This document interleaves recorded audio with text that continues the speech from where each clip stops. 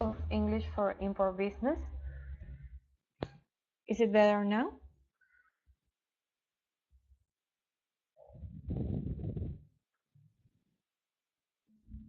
Can you hear me now? Is it a little more louder? Okay, perfect. Okay, so I want to welcome you to our course of English for import business. Today's session is session 9. We're going to see business meetings with clients and suppliers. As always, your teacher, myself, Liliana Kipusco. So first, we're going to see our course considerations. So, you must speak English during the entire conference as possible. Second, you can ask questions during the course of the conference. During the course of the conference, I will make a little pause and I will try to answer you. Third, I will appreciate if you share anecdotes, experiences, or maybe problems that you are having right now related to the subject, so maybe we can help you out. And fourth, at the end of the session, we'll have an exam of 10 multiple choice questions with 4 alternatives.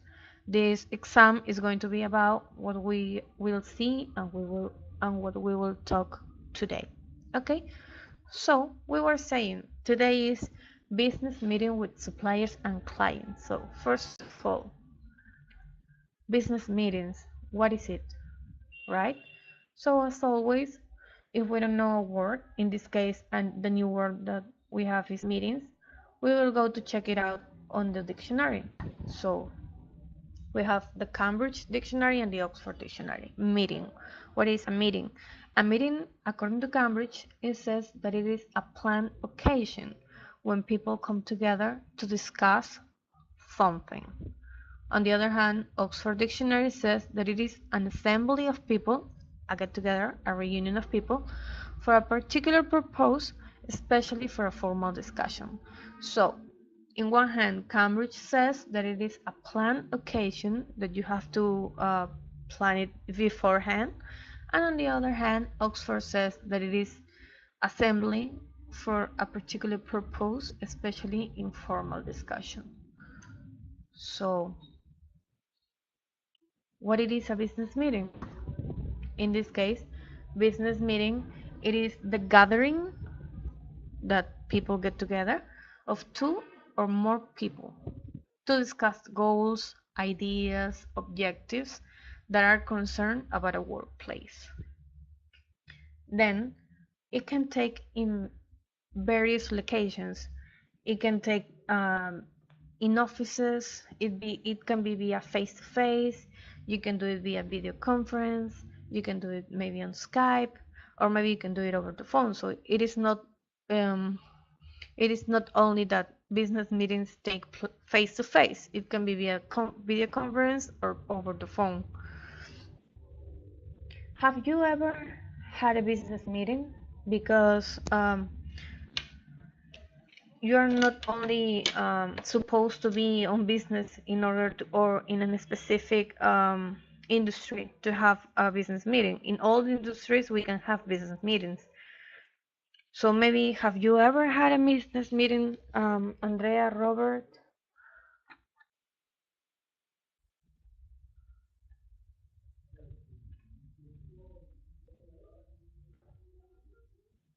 Let me know. So, depending on the subject, a business meeting can be better handled via face to face than in other ways. For example, maybe if we are going to talk from zero to buy a product, it is better if we meet face to face. If we are going to talk about prices, if maybe we haven't seen the person before, maybe it's better to have a business meeting face to face.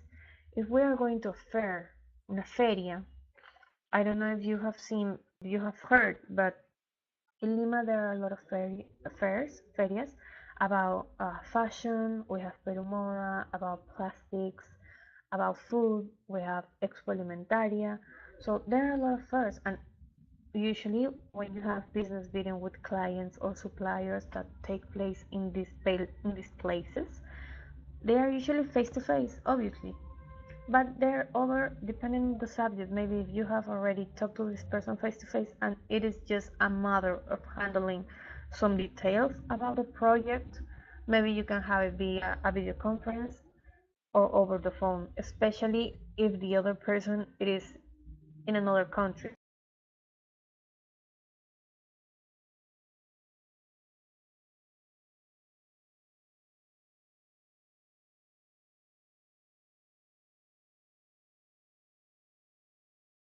It's not only between a client and a supplier, it can be between a company's employees, it can be between a company's employees and their suppliers, between a company's employees and their clients, between a company's employees and their potential clients or suppliers, and also between a company's employees and their partners, or only between two or more companies employees of the same company. So it doesn't mean that it is going to be only with a supplier or a client. It can be between more people. There are not these only these people. Also, in a business meeting, we can resolve conflicts and problems.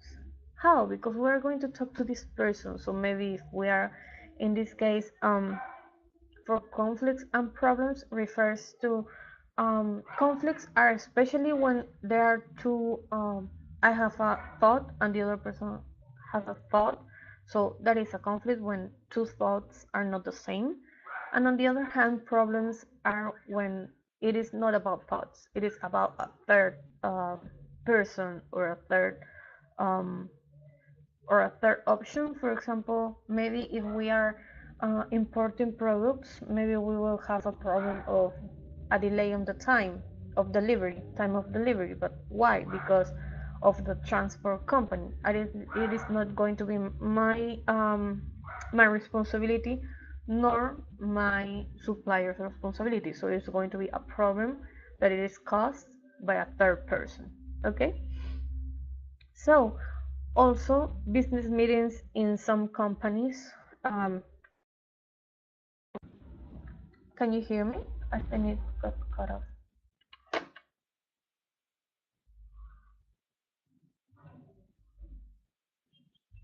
Alain, ¿me pueden escuchar bien? Porque se cortó, creo.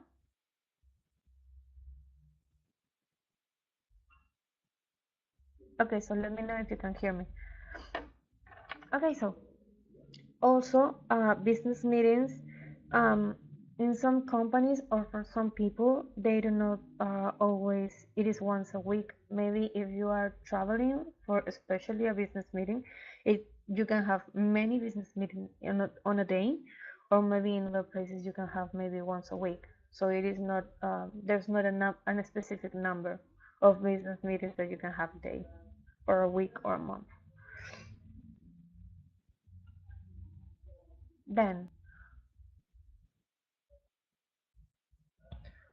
maybe you can reload the web page because I had a problem with the connection also. It got cut off. So maybe try to reload.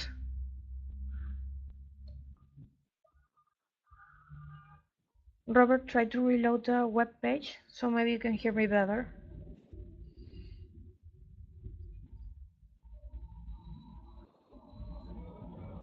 Okay, perfect.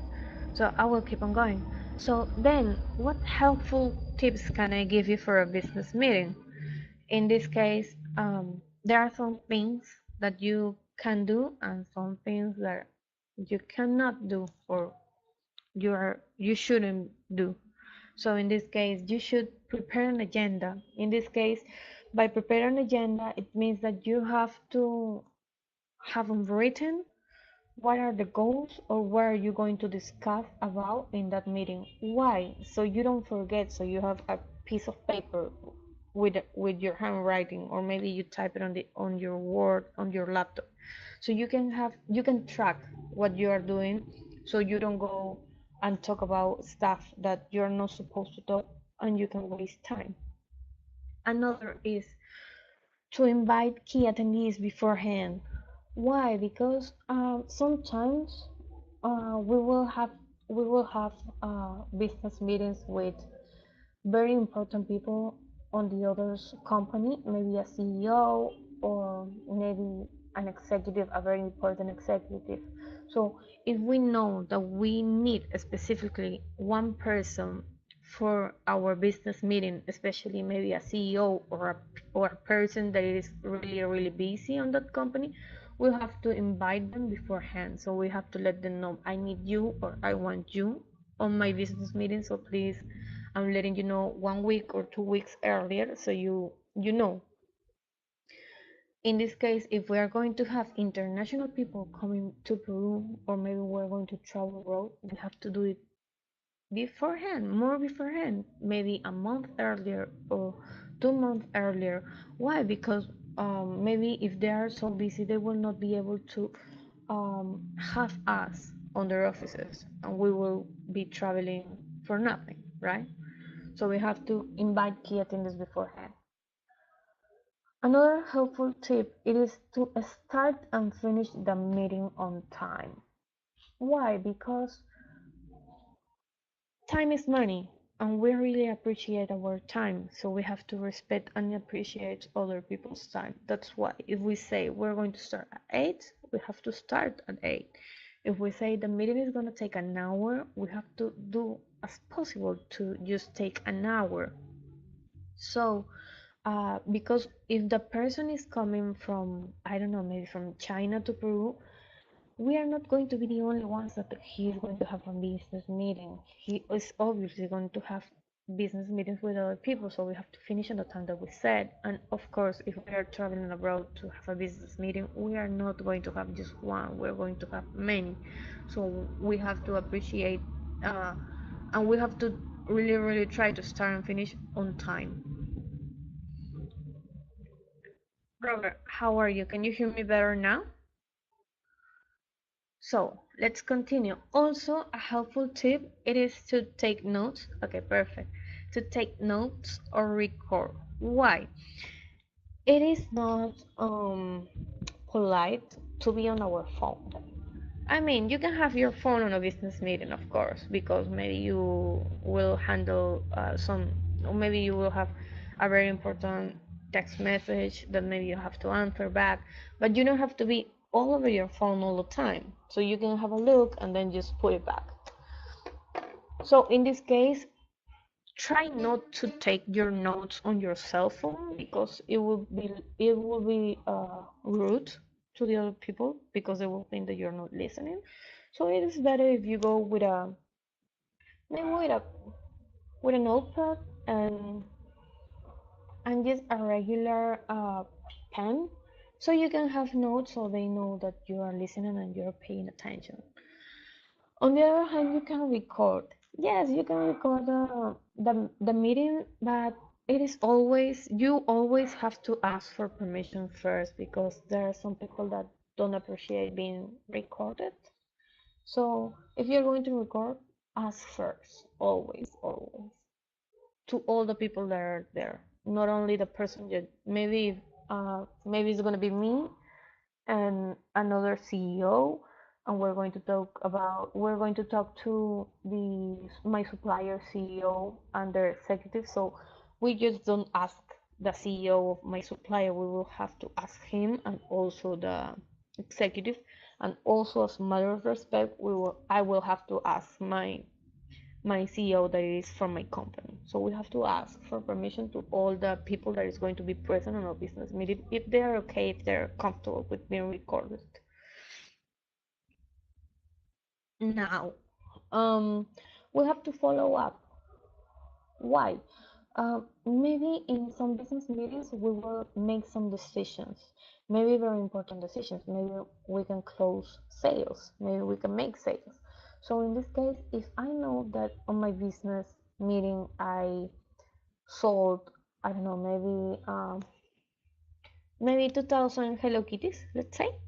So maybe if I sold 2000 Hello Kitties and we have our business meeting today and we finish, and what I have to do tomorrow, I have to send my client in this case an email saying, hey, as we discussed, as per what we discussed yesterday in our business meeting, I'm going to sell you 2000 kitties.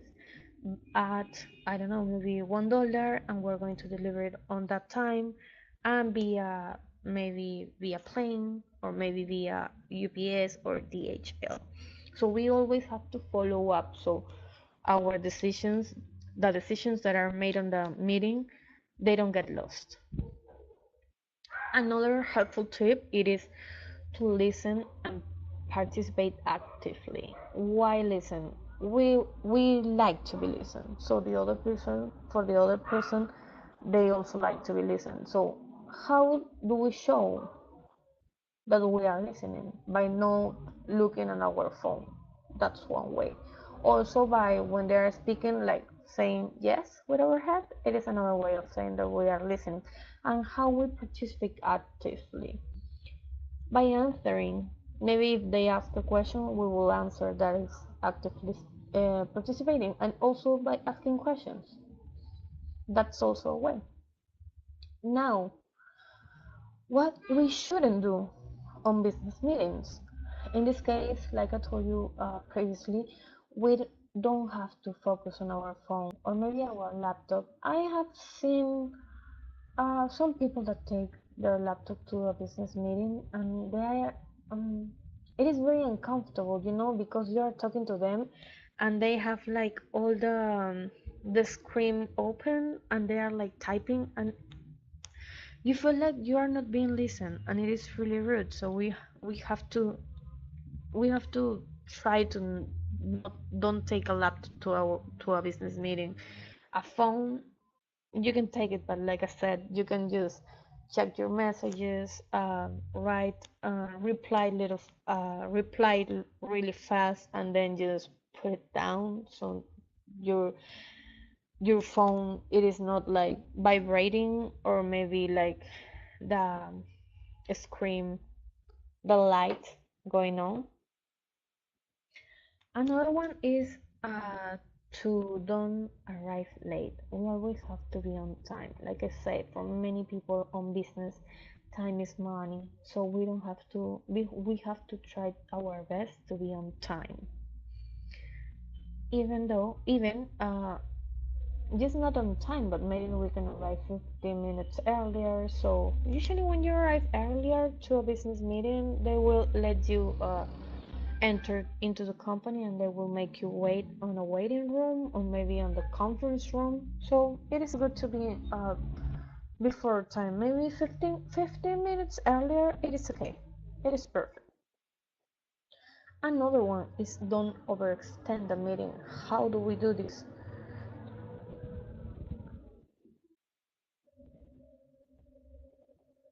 I'm sorry. Okay.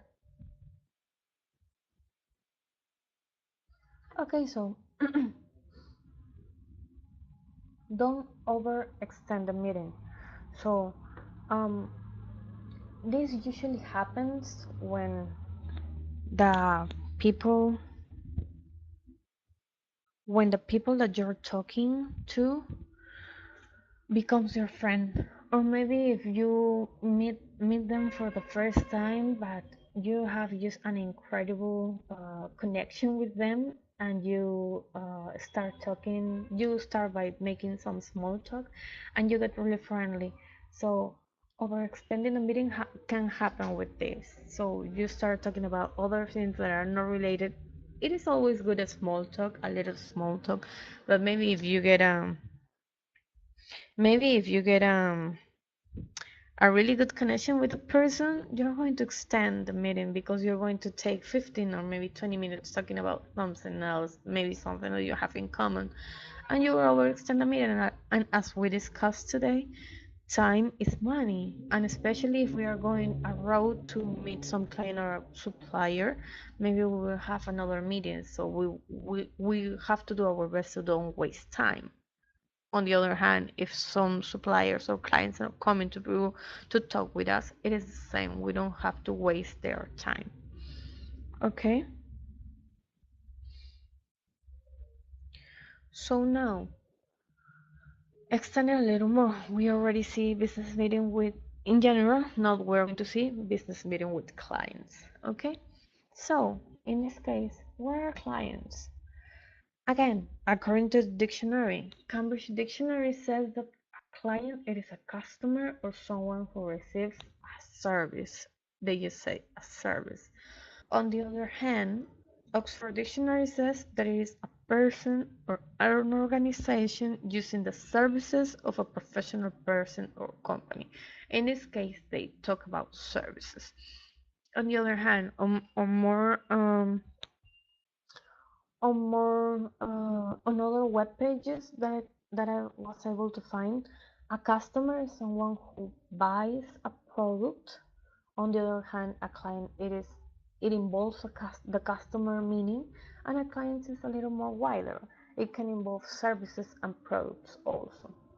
So it is very, in this case, we're using the term client, okay, because of that, because it is a little more wider, the definition, and it just don't only consider customers, products, but it also considers services or maybe professional services as a person of company. In this case, we can talk about the imports business. Maybe if we are buying a product and selling a product, but maybe we are buying a product to sell a service. How? For example, let's say that I have a party a party decoration service. So I'm going to buy all the decorations maybe from China, but I'm not going to sell those decorations. I'm going to sell my service of decorating. I'm going to bring the products, but I'm not going to sell them. I'm going just to lend them, to give them for a while the party takes place, and then I will take it. So that's why I'm using the word client, because it is a little more wider. So talking about business meeting with clients in this case, what are things that we are supposed to do with business clients? In client meetings, we have to do our research. About what? If we're going to meet a client, we have to look. If we are going to meet with a client or maybe a potential client, we have to look what products do they use. Will they use my product? I have to know that. Also, who were their previous suppliers? Maybe their previous suppliers were my direct competition. Maybe are people that are just bigger than me, or maybe they are smaller than me. So it is going to be an advantage or disadvantage. Also, prices. We have to know beforehand how much did this person pay for the product or service that I'm giving. So maybe I know that I can give him a cheaper price, or maybe my price it is a little expensive, but maybe I can say to him, maybe I can talk to my client and tell him, hey, look, my price it is a little more expensive, but I'm going to give you this extra and this other extra. On the other hand, quantity. Why is quantity really important? Because maybe my client will need, I don't know, maybe let's um let's pick another uh, product from my. Okay, so maybe let's say this, a scissor. So maybe I produce scissors, and my client, or maybe I buy scissors from China to resell them, and my client buys them. So maybe my client buys or always needs 100 scissors a month, but maybe I am not able to sell 100. Maybe I have just 80. So that is really important, because I can know maybe I will be able to supply to this client, or maybe I will not. So I won't go to a meeting. I won't establish a meeting. On the other hand, maybe I am not able to do it right now, but maybe I can make an effort, so on a client meeting, I can let him know maybe I can give you for the next 3 months 80 scissors, but on the fourth month I can make it to 100, so they can take their decision knowing. Okay. Another one, it is to prepare yourself. How? Maybe if you have some brochures, I don't know if you have seen this. These brochures, they're like this, like they double to the side, and maybe just regular brochures, like they're like some folders. You can bring brochures, You can bring your personal business card so you can have more direct contact. They don't only have your um, general uh, company information, but they can have your personal number for the business, or maybe they can have your personal company's email, corporate email. So it is very always good to give your personal business card because they will remember you by your name and which job title you have. And also samples. This is really important, especially if we are talking about selling some products that need some test. For example, if we are talking about pipe clamps or tubes, um, they need to go through a test to know how much pressure they will handle. So if this is those kinds of products, or maybe we are just selling, I don't know, maybe just selling some pens.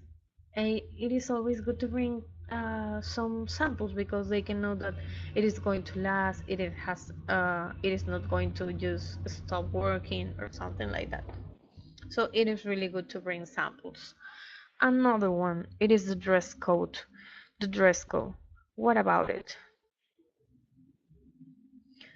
It is always there's a phrase that says that you have to dress to impress. Have you heard about it? Dress to impress. So in this case, you always have to dress to create a good or a professional impression. Why? Because the first impression is really important. So maybe if you go sloppy is that you go with really big, saggy clothes like the rappers. So you will not create a good impression about that. So you have to go uh, with nice clothes, not nice in kind of brands, but nice in kind of that you look professional. In this case, you can see here some examples. Maybe for a lady, you can go with a dress, a professional dress. Always try to keep it on your. Um, there is not too short, and you don't have too much cleavage shown. You can go with some pants, a blouse. On males, you can go with a suit or maybe just a pant. It is not. It is common to see people that go with jeans, but on the bottom jeans and on the top maybe a blouse or a nice shirt with a suit with a top part of the suit, so it looks a little more better, a little more professional, a little bit casual, but not that casual. Another point it is punctuality. What about punctuality? Like I said before, it is better if you um, get to your meeting 15 minutes earlier. If you're on time, it is good, but you know that always once you arrive, you have to call the person so they can come down to the business conference room and that stuff, and it could take a couple of minutes. So in order to don't use the time that you already had scheduled for your meeting, it is better to arrive 15 minutes earlier. If you know that you're going to be late because maybe you had an emergency or maybe there is too much traffic that you didn't expect to have, maybe you have to call as soon as possible a SAP and let them know, maybe look, I'm going to be, I don't know, maybe 10 minutes late. Can you wait for me, please? And they will say, yes, of course. So in that case, you can arrive and maybe they can tell you, yes, since you arrived 10 minutes late, we can extend the meeting 10 minutes. Or maybe I don't have the time, we will have to go really fast because we have to finish on time. On the another one is location. Where can a client meeting or a meeting in general can take place? It can take place on offices, maybe on your client's or supplier's office, or maybe on your own office. Also, it can take in coffee shops. It is usually if you go to, I don't know, maybe if you ever gone to Starbucks? You have seen some really small business meetings. I have seen them. It is a nice place where you have internet, where you have like really nice a really nice place to sit, that is comfortable, it is usually not so loud. Another one, it is fairs, ferias. In this case, when you go to fairs, you are going to meet a lot of suppliers or potential clients, and you can have your business meeting right there. So you can close sales. Another one, it is on restaurants. But we have to be very careful about restaurants because restaurants tend to be loud, really, really loud because they're close places with a lot of people. In this case, if we're going to have a business meeting, a client meeting on a restaurant, it is better to have it and to ask for private rooms. I don't know if you have seen, but I live here on Los Olivos, and we have a Mr. Shao on Plaza Norte. And on the second floor, it is not a second floor, it is a mezzanine. On the mezzanine, they have like private rooms that they have like curtains, so you can have a business meeting there on a private room. On other restaurants that are a little more expensive, they also have these private rooms that you can just go and ask for them, or maybe you can call beforehand and they will tell you, yeah, yes, we can give you a private room, but you have to call and make a reservation.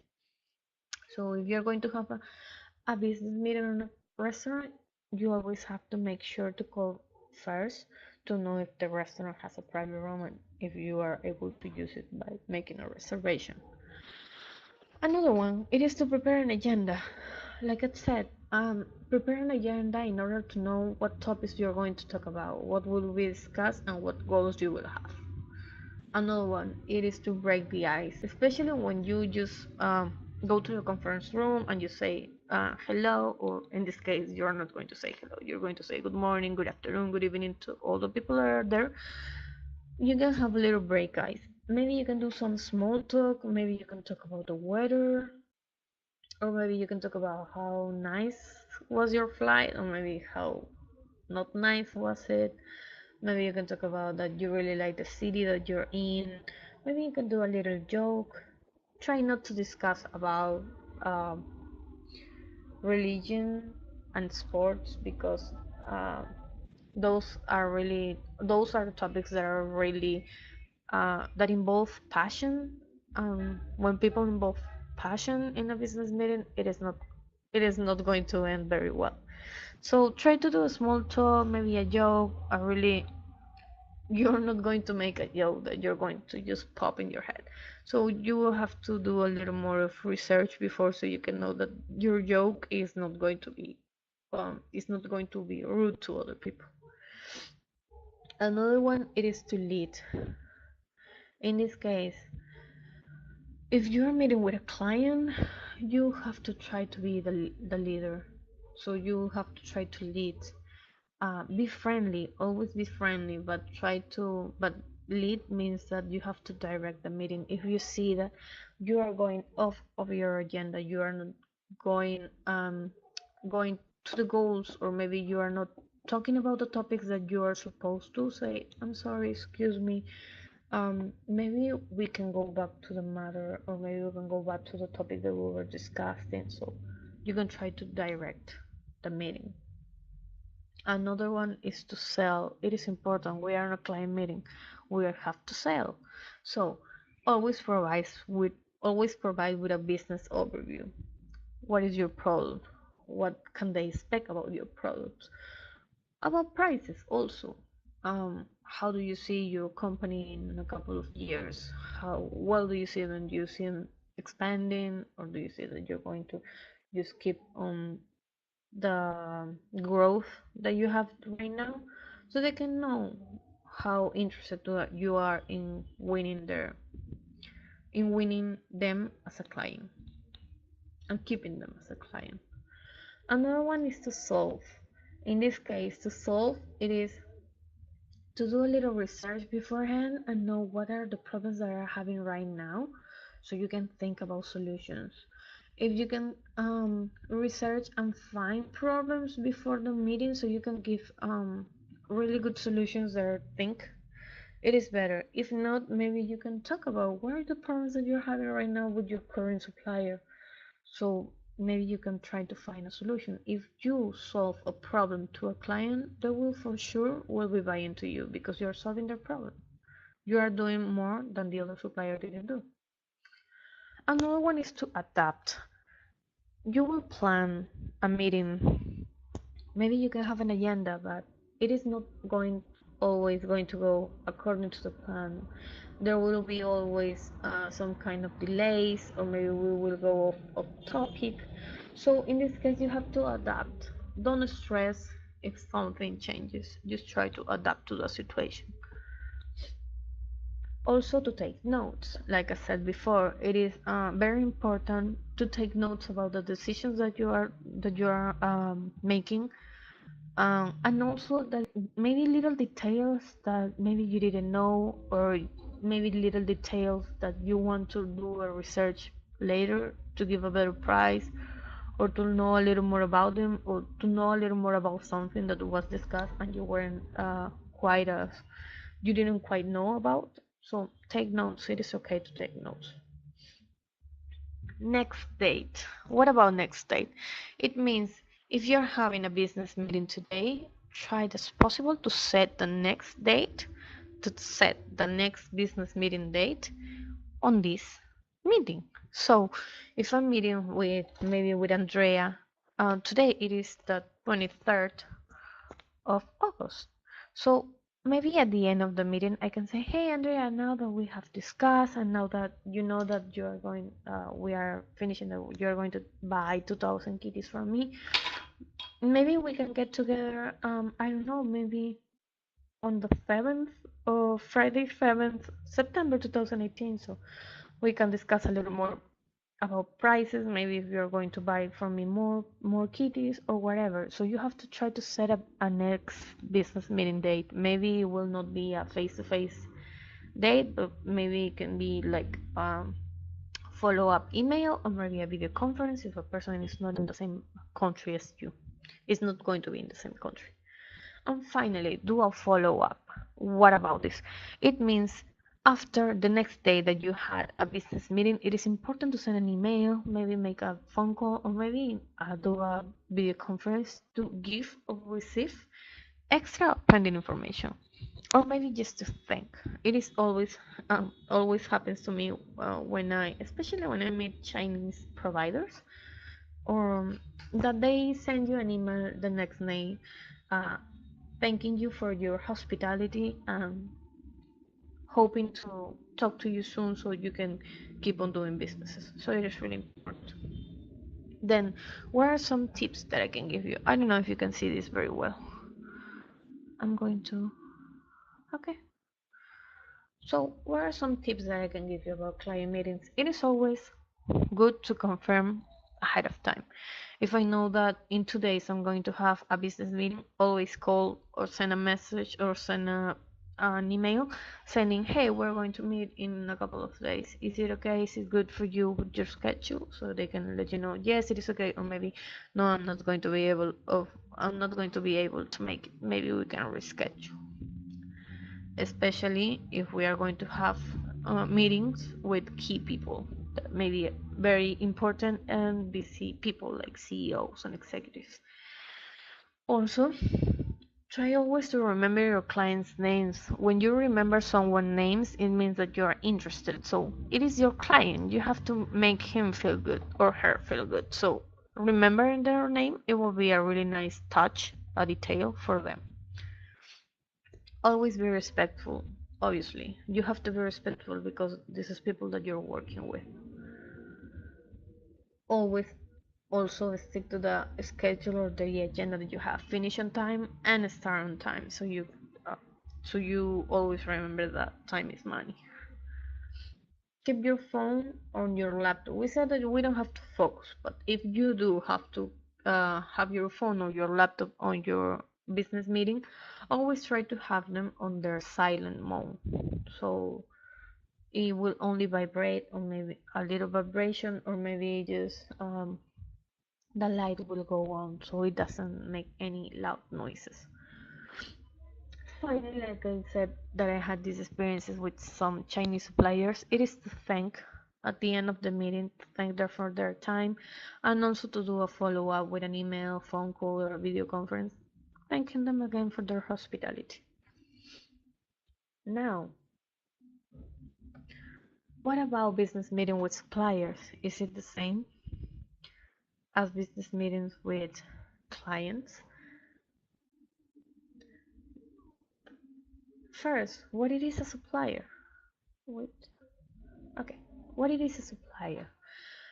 A supplier, it is, according to Cambridge Dictionary, a person or a company that provide things, products, that people want or need, especially over a long period of time. By the things, it can mean products and also services.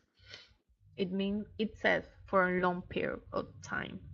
On the other hand, Oxford Dictionary says that it is a person or an organization that provides something that is needed, such as product or service. So in this case, it is the same. Both talk about products and services. Both talk about that it could be a person or a company that provides, that gives, that sells something. So, what are the things the details that we can know about supplier meetings? You can always use the client meetings details. As we spoke, they are the same. They work for also for suppliers, but also it is good to know the following. First, the suppliers' history and background. Our suppliers. Maybe we are talking to Chinese suppliers. We have to look beforehand to make a little research, maybe on Google. Maybe if we have people that are over there asking them to see if the company really exists, if they are not scammers, if the company is strong, if they have future plans, future business plans, and if we have the same core values. Why? Especially if we're going to bring pros from other countries, we have to know if they are maybe loyal or maybe if they're really punctual. If we appreciate punctuality, we have to know if they are punctual. So we have to look for those core values, those really important values, if both companies have the same, our company and the other company, the supplier company. On the other hand, why strong on future business plans? Because we have to know if the company is going to be strong enough to keep on the market on the following years or months that we are going to have them as suppliers. Because if it is a weak company or it is a company that it is about to maybe to go on bankruptcy, it will not be good to make business with them because maybe we will pay them and the next month they will just go out of market and we will be on blank, right? Another one is to prepare an agenda. Like I said before, it is always good and really, really important to set goals and topics that we want to discuss. Negotiators. What about them? Always, if we are going to talk about, in this case, a matter of prices or times of bringing the products, we have to ask for the details on the executive that will represent the suppliers, to ask which person, what time, and all this kind of stuff. Also, the suppliers negotiating team. We have to do our research and plan, if possible, a business lunch. If we know that we are going to have, maybe we are going to meet with a CEO and an executive, and the CEO it is just an administrator, but the executive it is a person that is really specialized on negotiating and trying to take to charge as much as possible from us. We have to know what about them, how can we make a strategy to overcome this problem, so we know that the other person, our suppliers, it is a really strong negotiator. We have to go with a strategy, with a really strong strategy, to overcome this problem, to overcome this person. And why? What about business lunch? In this case, it is really important to, if we are able to meet these negotiators beforehand, so we can talk to them a little more, to know a little more about them, to know if maybe we can pick up some details from them as persons so we can make a better strategy, or maybe we just can make a friendly relationship with them so when we get together to make negotiations they don't get so strong. So it's really good. Maybe we are not able to make a business lunch, maybe we can just get together for a coffee, or maybe, and this is really good one, if we don't have the time to do a business lunch, maybe if the our supplier is from, I don't know, maybe from Hong Kong, and he's going to stay on a hotel in Miraflores, and our business and our office is in San Miguel. Maybe we can say, hey, I know that you're in Miraflores and you're going to come to San Miguel, so maybe we can go to pick you up. And they obviously will say, yes, of course, come here, because they're going to save the money for a taxi, right? So you just don't send your driver, so you go with your driver, so you can be on the back of the car, and while going from Miraflores to San Miguel, you can talk a little more with them, so you can know a little, so you can know them a little more. They can know you a little more, so you can become more friendly, and they will reduce their aggressiveness during the during the negotiation. So it is a really good strategy to do that in case you are not able to have a business lunch. Then, what about questions that we can ask on a supplier meeting? These are really nice questions that I have gathered. So, let me.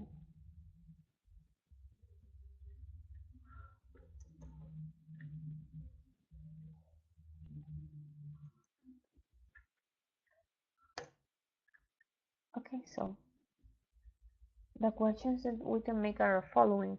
Maybe we can ask our supplier to describe their companies and how they're growing, what are their strategies, and the plans that they have to remain viable on the market. So we can know if what we have do what we have researched it is the same of what as they're saying. So we know if they say the truth or not, right? Also, we can ask them what sets you apart from your competitors, so they can say maybe me, look, I have a better price or I have a better lead time, so you can know where the difference between them and their most noticeable competitors. Also, we can ask, do you have the capacity to provide what I need? In this case, we can talk about maybe time. Do you have the capacity to give me 2,000 pens in 3 days, let's say? Or maybe do you have the capacity to give me just 3,000 pens? Maybe they don't have, maybe they're a small company. So it's really important to ask the question to know if you will be able to work with them. Also, you can ask if they didn't bring samples.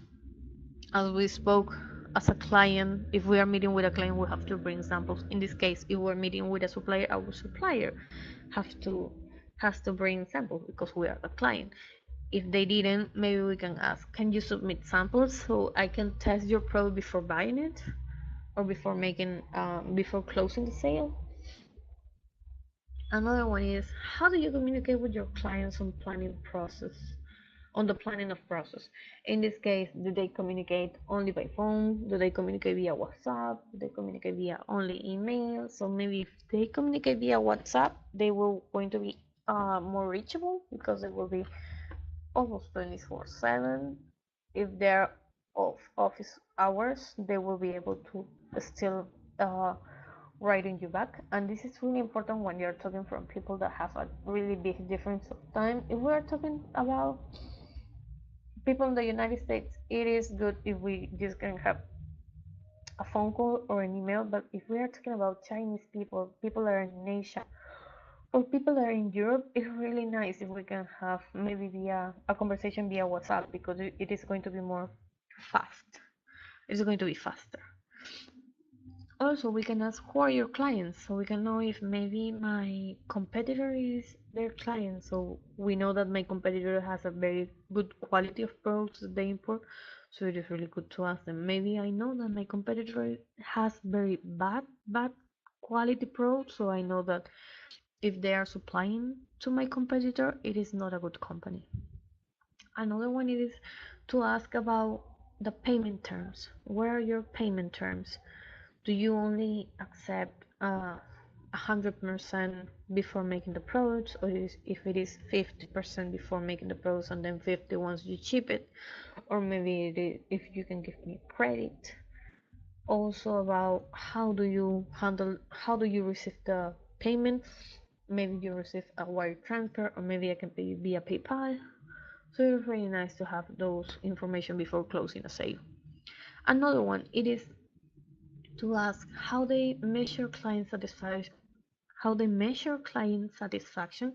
and how they improve client satisfaction. Why? Because we know that we are going to buy them today, we will receive tomorrow the products, and if we are not satisfied with the product, how can we know there if we make them suggestion, or maybe the process of the product? It is better to know beforehand if they will take in count this suggest, or maybe they don't, so we can have another detail to make a better decision. And finally, how do you resolve the problems that may appear during the process of the sale, or maybe once you have bought already? So they can let you know, look, once you buy from me, I just wash my hands and I don't know anything because yeah, I already sell to you. That sometimes it happens. I have seen not only happen with international suppliers, but also local suppliers from Peru that they just sell to you, and once you find the products that are breaking or are not of good quality, they say, look, I cannot help you. I already sell you, so that's not my problem. So in that case, it will not be good to buy from them. On the other hand, if they say, look, if you have problems, maybe we can talk and you can send me the product so I can see if it was a problem of my if the problem was born during the process of elaboration of the product, or maybe the product is breaking because you mishandle it. So it is always good to ask about it. Then we're going to see some videos. In this case, let me.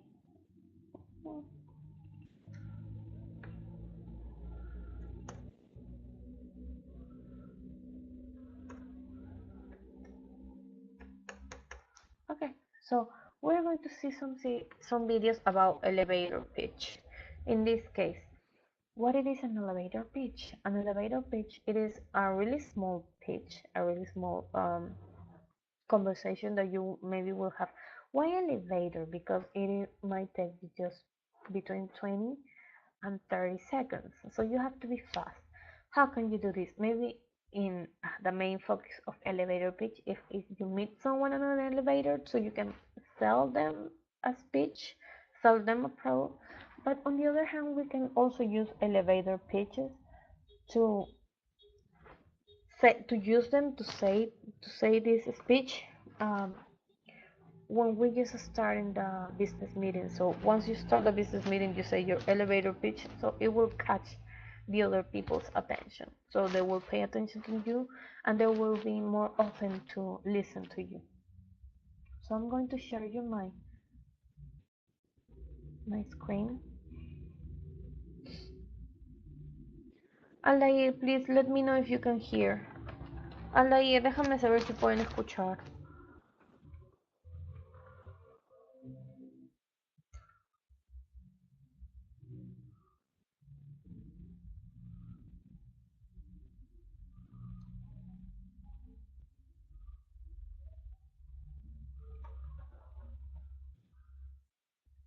Okay, so I'm gonna share you a piece of my screen, okay? So you can see.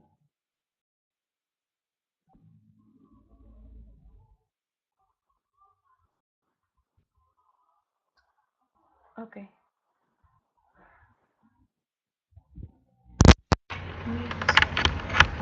We're going to see two elevator pitch. The first one to perfect the elevator pitch, and the other one it is an elevator pitch example, okay?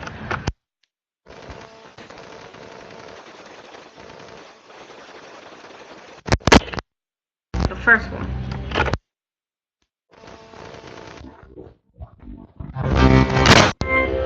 How to perfect the elevator pitch.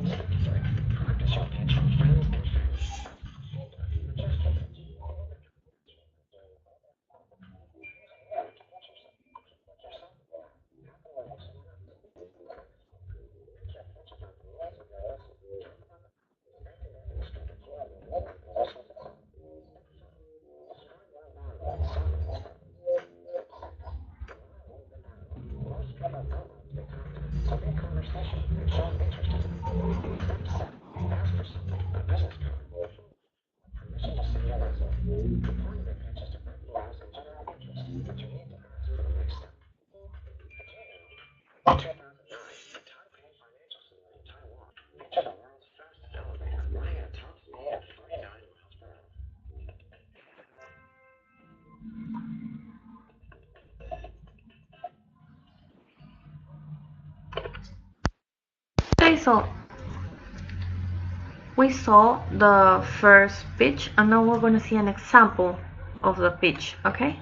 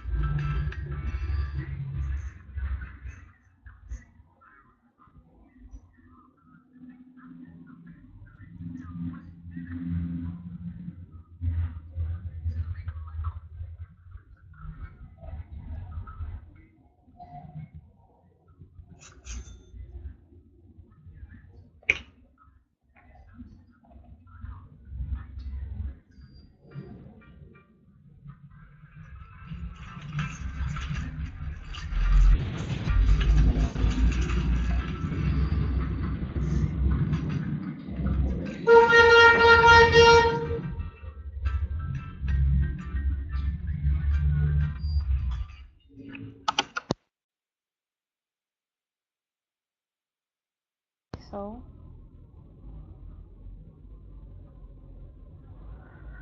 okay, can you hear me now? Okay, so we saw two videos.